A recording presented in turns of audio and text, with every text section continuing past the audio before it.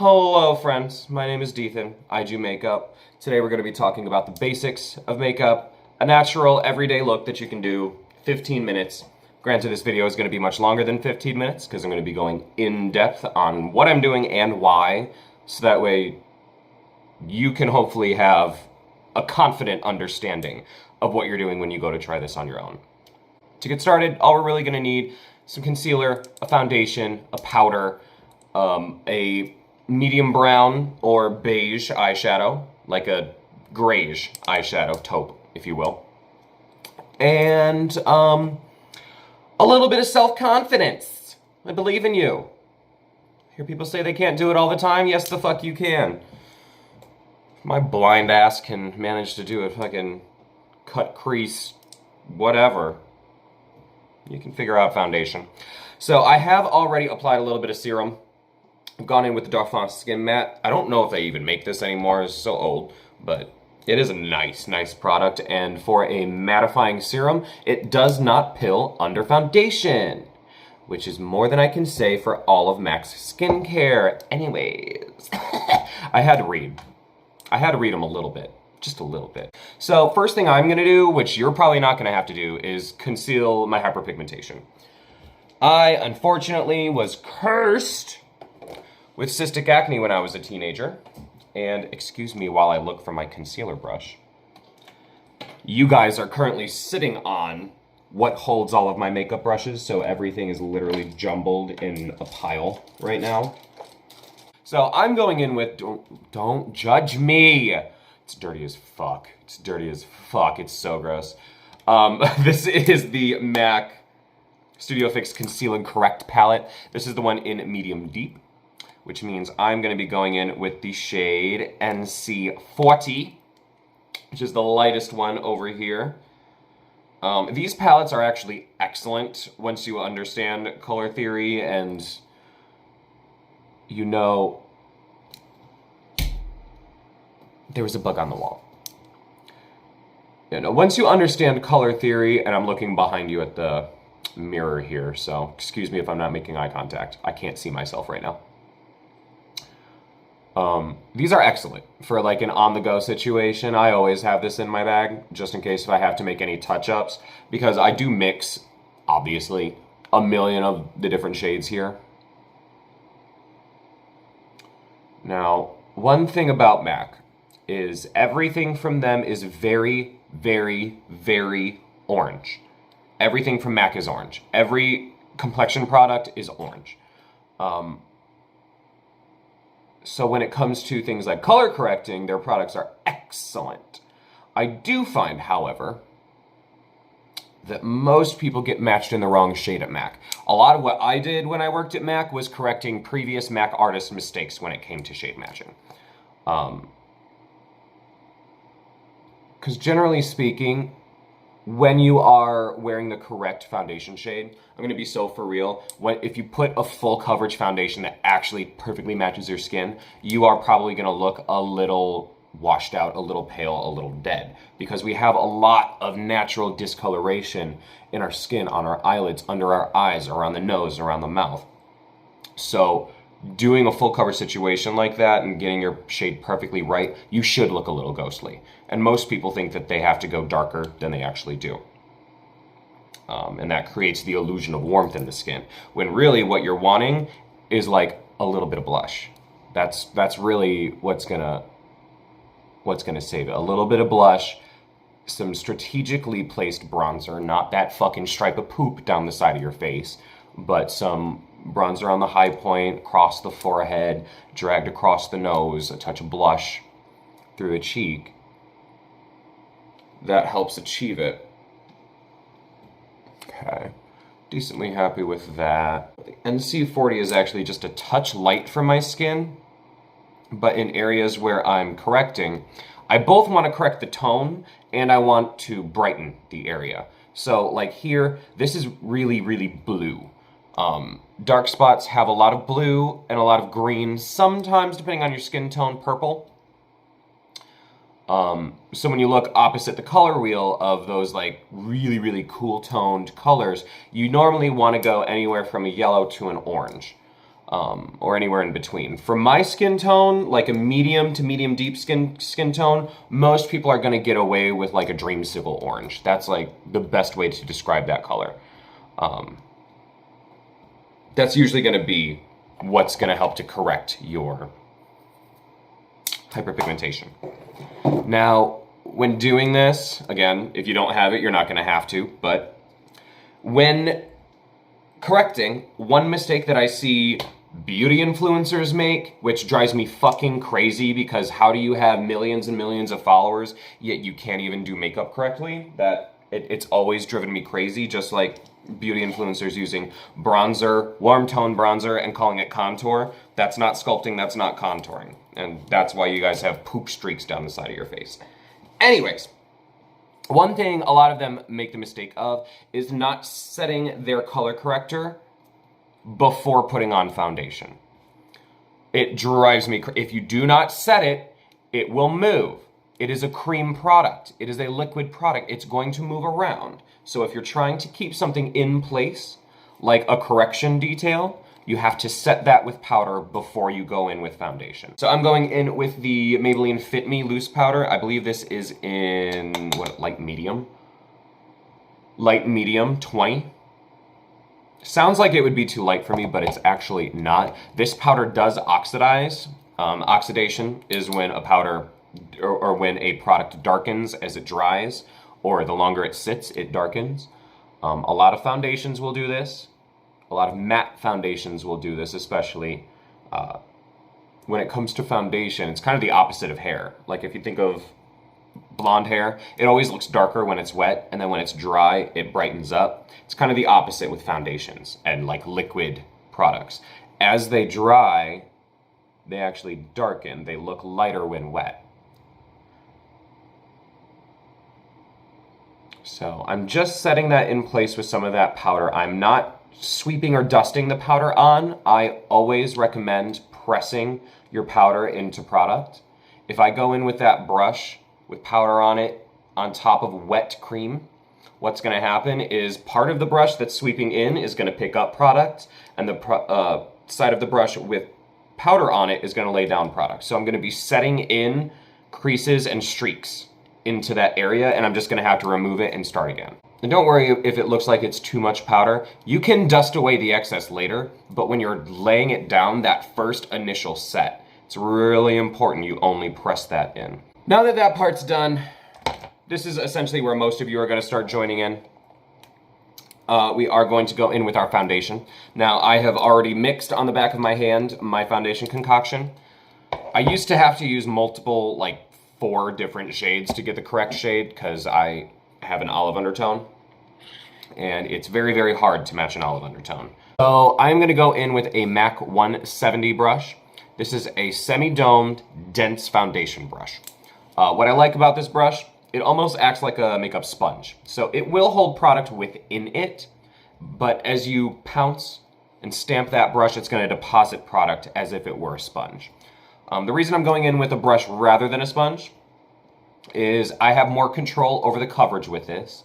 I can both sweep to lay it down or to blend, and I can press to build coverage. Whereas with the sponge, you have a little bit less control. The level of coverage you get depends on how wet your sponge is. The wetter your sponge, generally speaking, the more coverage you're going to get. The drier your sponge, the more product that sponge is going to absorb, meaning the less product distribution you're going to get from that sponge. Also, the person who this video is made for has long nails. And there's nothing more irritating than trying to use a sponge on your under eye when you have long nails. Use the brush, L'Oreal.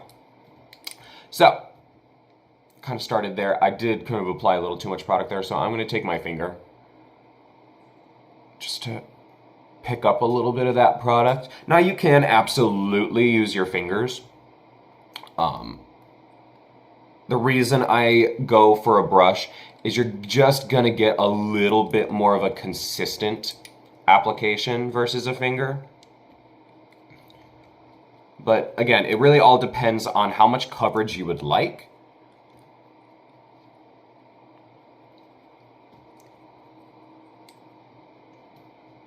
and what makes you feel most comfortable. Some people are going to feel more comfortable using their hands. That's perfectly fine. Nothing wrong with that.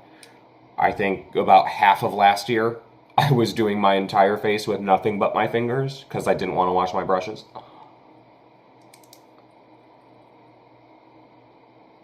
But I'm really using a like press and then flick away. Press and flick really quickly.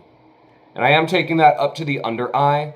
I'm not, when I'm going for a supernatural, almost unclockable beat, I'm not trying to overcorrect the under eye. I want to keep a little bit of that natural discoloration we were talking about earlier.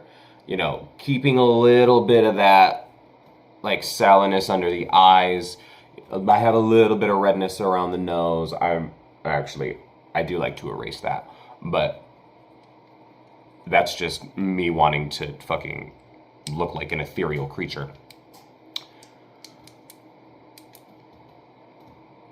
And then what I'm gonna do, this area where I've color corrected, I can still somewhat see that discoloration coming through. I can see there's a slight tonal difference between this area and this area. So I'm gonna take a little bit of what's on the back of my hand, my brush, dip that in, and I'm actually, the same motion I was doing on my face, I'm gonna do that on the back of my hand first, just to make sure that the product is evenly distributed. And over this area where I've corrected, I already did it over here and I didn't say anything to y'all, I'm going to very lightly, almost no pressure, press that brush into that area. Now this area, I'm not doing the press and flick. No press and flick here. Here, it's just pressing that in. And now you can see how it has that shine again. That's deposited just a thin layer of foundation over top of that concealer and powder. So that's gonna keep my foundation from mixing with the color corrector from earlier. We're still getting the correction action, but this is just essentially laying a layer of skin over top of that. And that, fairly unclockable, no? I know. And then I like to hit just under the brow with that foundation as well. To me, seeing natural skin color right underneath the brow, not blended into the tone of the foundation, is just an instant giveaway of how much coverage you're wearing. And it can even make it look even more makeup-y than not. So as far as skin, to be honest, you could stop there and just like set in key areas. So I think we'll probably do that. I have an eyelash that's like trying to go rogue. Do you see it? Do you see it? And I can feel it. I got it. Okay. Well, now that I just put my hands all over my face, let's rebuff that out. What the fuck was I just saying? I got so distracted. So I'm just resetting with a light amount of powder that area of hyperpigmentation. That's just gonna help to keep everything from creasing, because again, really expressive face and my eyebrows move around, so I tend to get a lot of creasing in here if I don't really set that. And I'm not adding more powder after that initial powdering. I'm just pressing that in for a minute.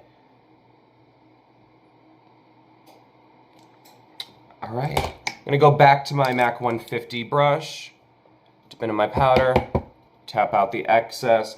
I'm gonna take that in some key areas. So that's gonna be, for me, the forehead. I have a very expressive forehead. You can see my lines. Those are not going anywhere, and I won't be doing Botox to fix that one. In 15 years, we'll get a little facelift and get my hairline restored, and that'll be that. Fuck it. I'll just set the whole face. I'll give y'all what y'all want. So again, product in the brush, not on the brush. The initial set, I'm just gonna tap to distribute that product.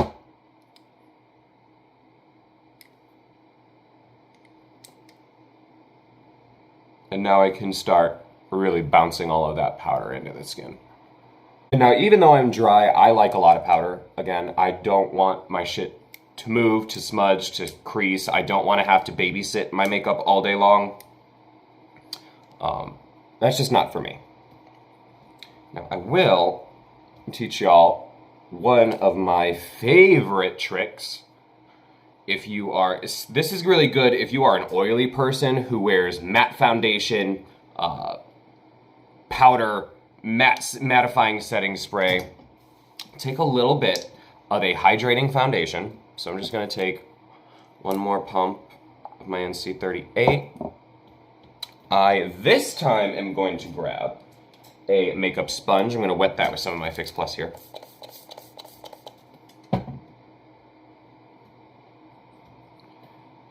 Doesn't have to be soaked, just enough to not absorb all of the product. And what we're gonna do is we're gonna add some glow to the high points of the face. This is a really good trick if you want a dewy look that still allows you to be long wear in the key areas. So I'm gonna take a little bit of that product, pretty much what's left on the back of my hand. Now I'm gonna tap that out there, and I am going to, with almost no pressure, again, I'm just dancing that over those higher areas, and you can see some of that glow return to the skin. Now again, because this foundation that I'm tapping over is more hydrating, this is skincare based,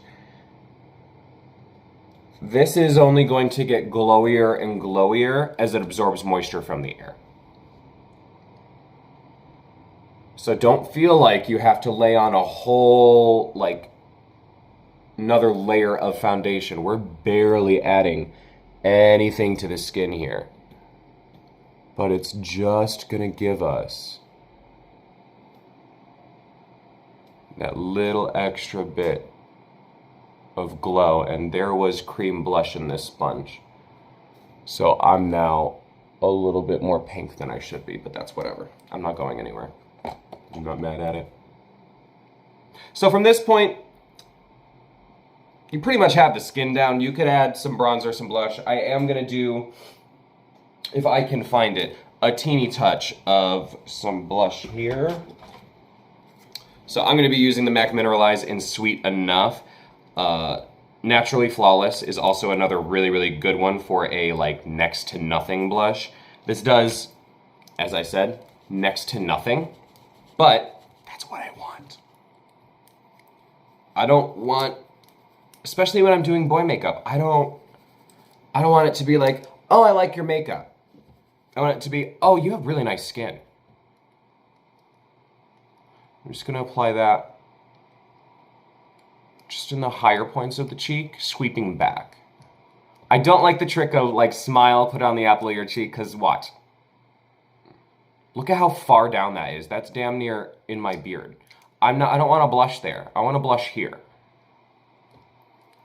I don't like the tricks of moving your face and manipulating your face to apply a product. Reason being is put the product where you want to see the product. That's how makeup works. If I want to see blush from the eye to the temple, I'm not going to start down here, right? I'm going to start here.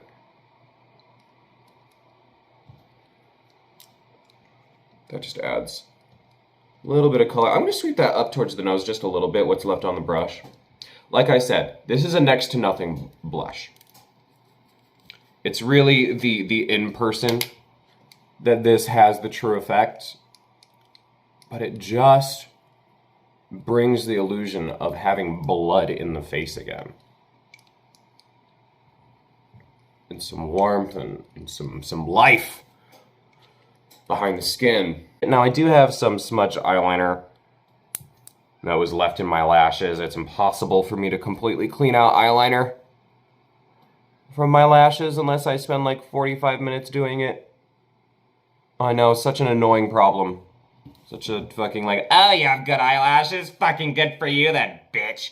I know. Fuck you. But what are you gonna do? So I'm going to take a fluffy crease brush. This is a domed, pointed, rounded shadow brush, similar to a MAC 224. So it's just a little bit bigger, a little bit more fanned out, kind of in between a 224 and whatever this brush was. So it sits right in between those two.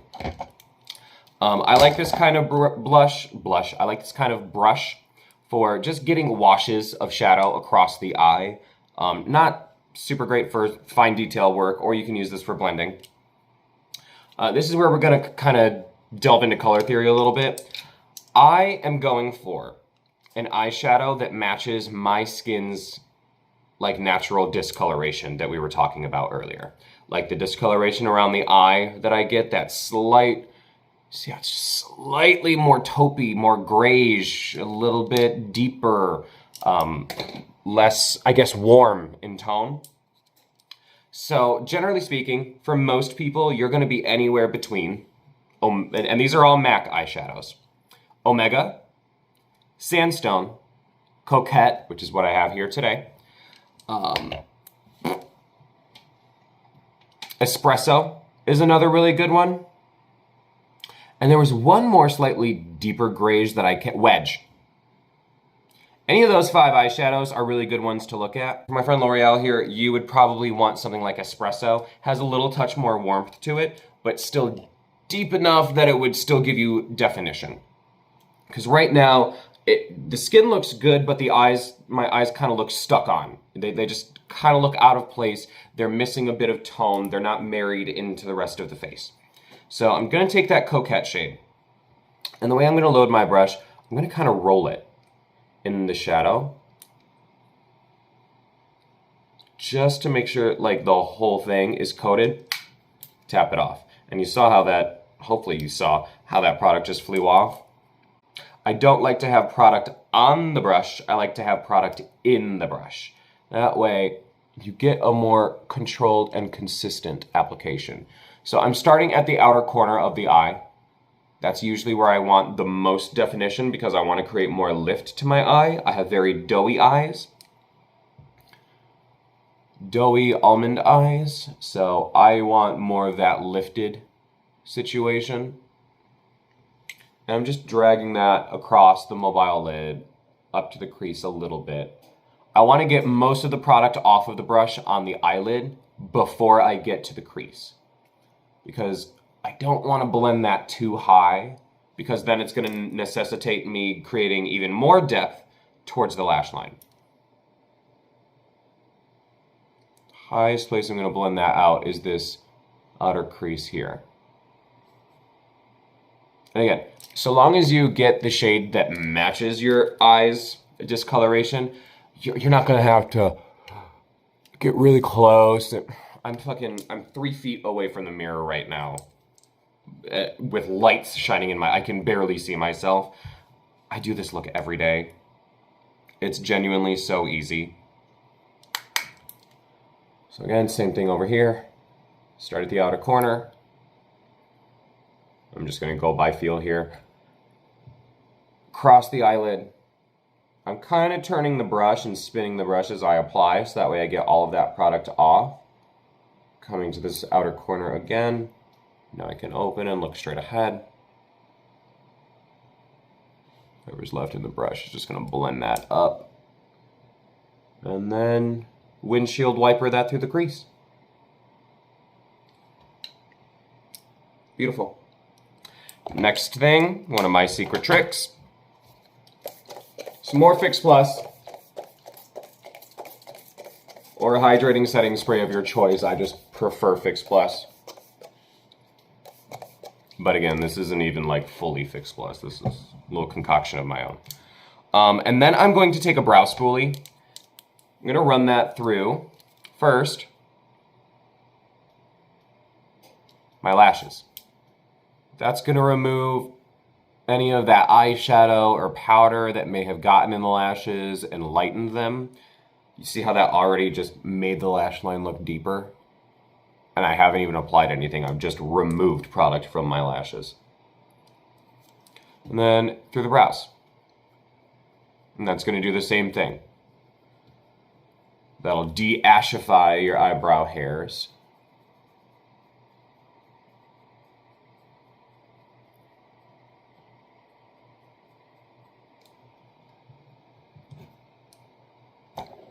Excellent. And then you see how the under eye nicely ties in to what's going on up top? That's because I didn't use concealer. Had I used concealer, I would have to go in with that coquette shade down low, buff it out, blend it, and then get frustrated because it looks makeup-y. And then add eyeliner. Next thing you know, you're wearing a like black smoky eye. Leaving it without concealer sometimes is the move. Is the move. A little bit of imperfection highlights the real perfection. All right, so we're gonna go in with brows next. If you have great brows already, this combing through them, getting them back into place, getting any powder out of them, you should be pretty set at that point. For the ladies, I know y'all like to have the lashes, put your lashes on, get your mascaras, throw on a little bit of lip gloss. I'm gonna go a little bit further from here, but you could absolutely leave this look here. This is the exact look that I wore, I think, yesterday to work. Really no brows, just skin and redefining the eyes. We're gonna take it a little bit further. We're gonna get a little bit more advanced here. All right, so stick with me. I was talking so long it dried out, hold on. If you have a spraying mechanism in there, that's actually made to suck product out of the brush or out of the pen. Gets it nice and juicy again.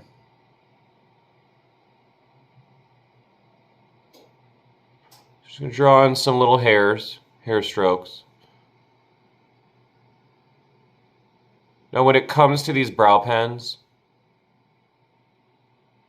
I suggest such a light touch if you're going for very, very natural. I'm breaking my own rule. I'm gonna hover my hand. I'm a makeup artist. I've been doing this a long time. I can do it. Do as I say, not as I do. But when it comes to these, I use such a light hand that when it comes to stroking through, I miss my skin more than I hit my skin. I would rather miss 5 bad strokes and only hit 1 good one than have every stroke hit and now I have blocky brows. So now I am going for a bit of a more masculine brow, so I'm not going to take it out too far. I'm not going super sharp. I may or may not have a gentleman caller today. And I'm trying to give boy fantasy, man fantasy as much as I can because, guys, I'm entering an era. I'm entering my top era. So I think the pink hair and the nails is already like pushing it as far as me being a convincing top.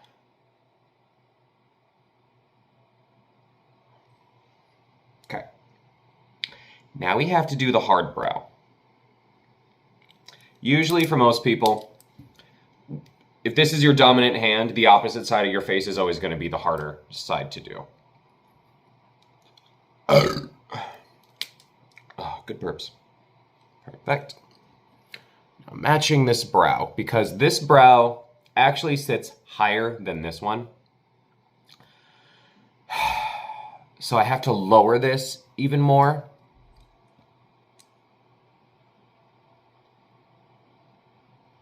Not only that, the hairs on this brow grow down.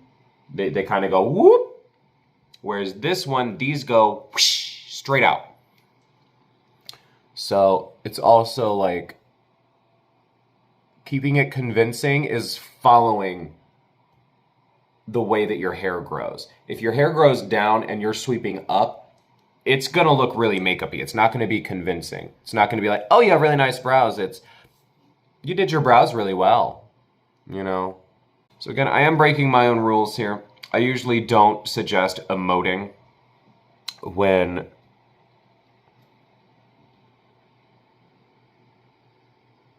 trying to do something precise or shaping. But when it comes to brows, sometimes emoting can actually help you find areas where you are uneven. So I can see, still need.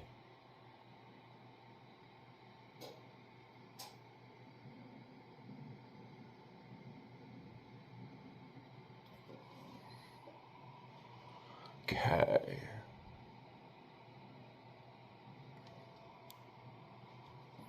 While that's freshly laid down, sometimes you can actually roll or tap your finger over top to remove about half of the product. If you feel that stroke was just a little too juicy, I gotta stop saying the word stroke. That sounds very sexual coming out of my mouth. More tips and tricks. More tips and tricks. I'm taking a black eyeliner. And what I'm gonna do, I'm gonna scribble this on the back of my hand. I'm gonna close the black eyeliner. And I'm gonna take a flat liner brush. I'm just gonna smudge that. Let me see if I can do this so you can see. Just smudge that around in my eyeliner off the back of my hand. Now this is a kohl liner, so it doesn't set down, which is nice. So I'm taking that, and what I'm gonna do, I'm gonna try to move my lashes out of the way a little bit. I'm gonna pop that right on the outer corner. Now I'm not necessarily sweeping, I'm kind of stamping and then wiggling. It's gonna give me a little bit of depth,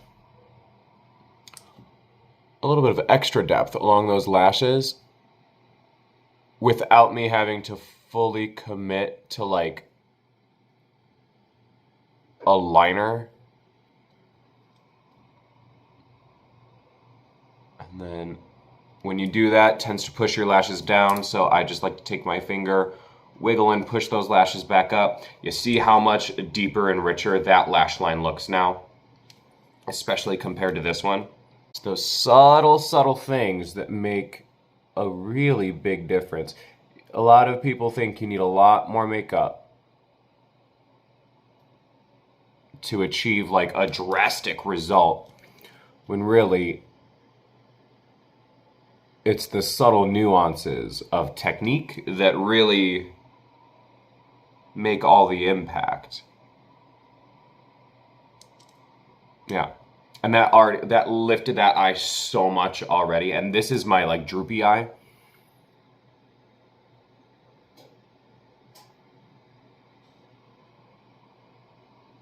Because we're all asymmetrical as far as our faces go. Some more than others, like myself. I'm really lopsided. One side of my face is like, it looks like it's being melted to one side. Which hopefully, if you know me in person, how dare you not tell me? I will be getting filler in my jaw one day though, to even that out, because it does absolutely ruin my self-confidence. I can see I need a little bit more right there. Balance that out a touch.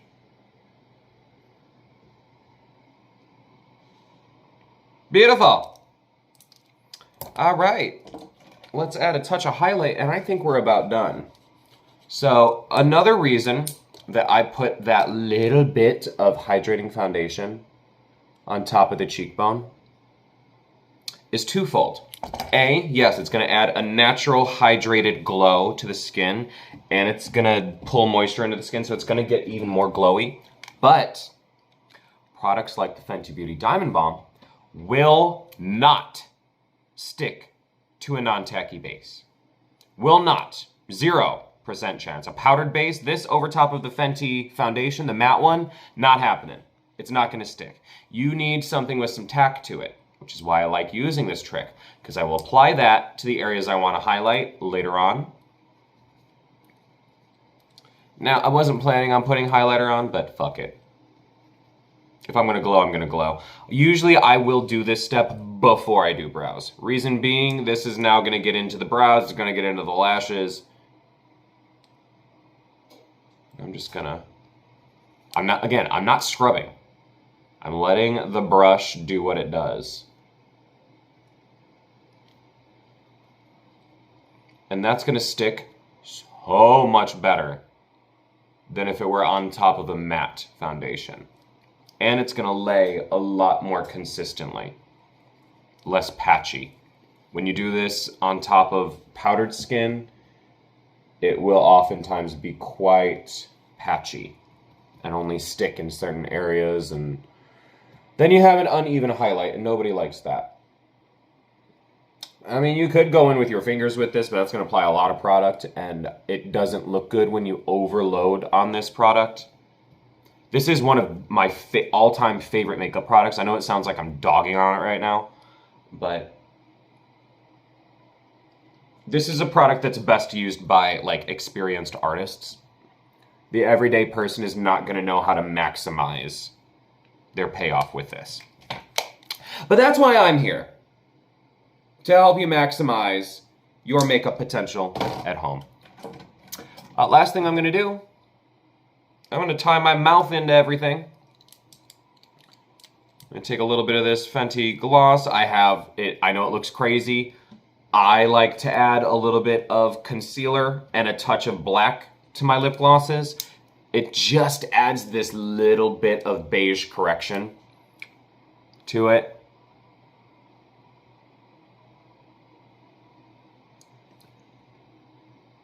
Because to be honest, I think MAC discontinued Dangerous Curves lip gloss, which was my #1 go-to for nude sitch. So I have that on. Now what I'm going to do, blot half that product off. I'm going to check my makeup bag. I'm going to check my purse. I'm going to grab a lip liner. So that gloss is both acting like a lip primer, a hydrator, but also a gloss. I'm just going to take a little bit of Oak lip liner from MAC. Now this matches my natural lip tone to the point where, like, when I first tried this, I thought that the tester was defective or dried out because I couldn't see it. Then I realized after I kept applying and I just decided to take it all over my lips, oh, that matches my lip tone perfectly. Which means the little tonal indifferences get blocked out.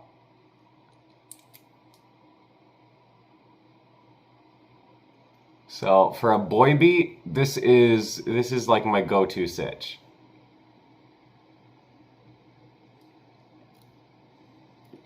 The MAC lip liners are the best. They mix with damn near any product you put with them. So that means I can rub my lips together and meld these without, like, one lip grabbing all of the product, because sometimes that will happen, especially if it's like a liquid lipstick or sometimes waterproof lip liners.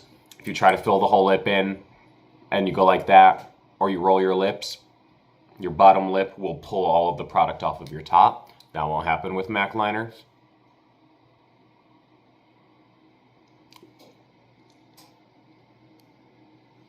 That just helps me get rid of a little bit of discoloration from the lip. And then I'm gonna blot and roll one last time,